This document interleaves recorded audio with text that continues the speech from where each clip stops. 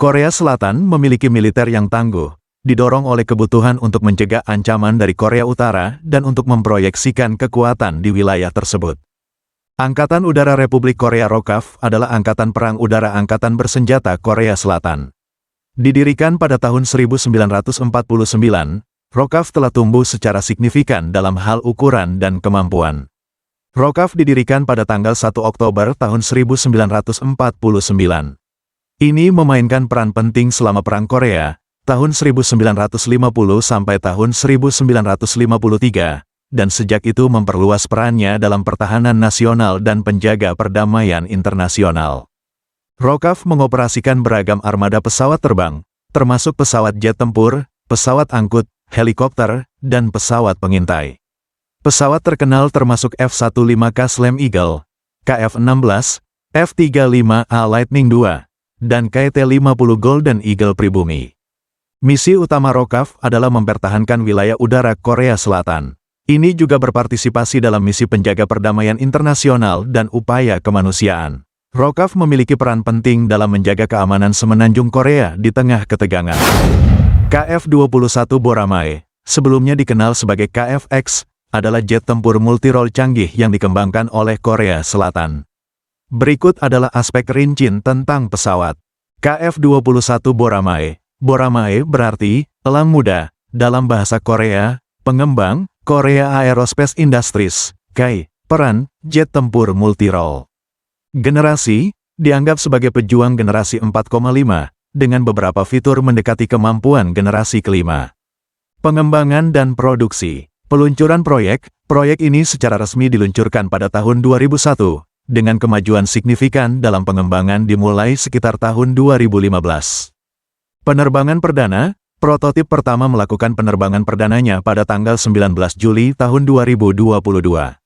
Waktu produksi massal diharapkan akan dimulai pada akhir 2020-an, dengan kemampuan operasional penuh yang direncanakan pada 2030-an. Kolaborasi internasional. Indonesia adalah mitra penting dalam proyek KF-21. Berkontribusi terhadap biaya pengembangan dengan imbalan bagian dari teknologi dan pesawat masa depan.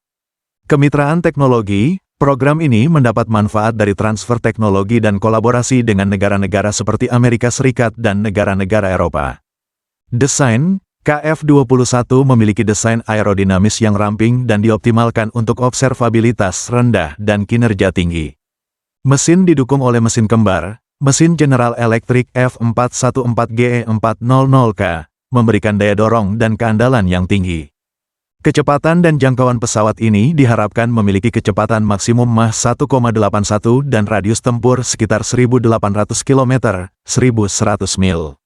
Avionik dilengkapi dengan radar aktif Electronically Scan Array, AESA, avionik canggih, dan sistem peperangan elektronik. Stealth menggabungkan beberapa fitur siluman untuk mengurangi penampang radar, meskipun tidak siluman seperti pesawat tempur generasi kelima seperti F-35. Persenjataan, mampu membawa beragam amunisi udara ke udara dan udara ke darat, termasuk rudal, bom, dan meriam internal 20 mm. Varian single seat dan twin seat, KF-21 akan tersedia dalam konfigurasi single seat dan twin seat, yang terakhir terutama untuk tujuan pelatihan.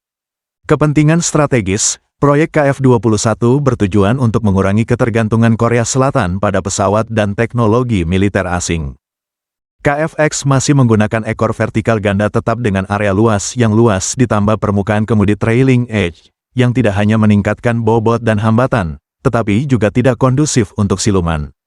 KAI memperkirakan pengembangan KF-21N akan selesai sejalan dengan penyebaran CVX pada tahun 2033. Yang berarti bahwa pembuat kapal yang dikontrak akan memiliki waktu 11 tahun lagi untuk menyelesaikan desain akhir. Potensi ekspor Korea Selatan berencana untuk memasarkan KF-21 ke pelanggan internasional, berpotensi bersaing dengan jet tempur canggih lainnya di pasar global. Proyek ini juga bertujuan untuk mengembangkan keterampilan dan kapasitas industri pertahanan domestik, menciptakan lapangan kerja, dan mendorong inovasi.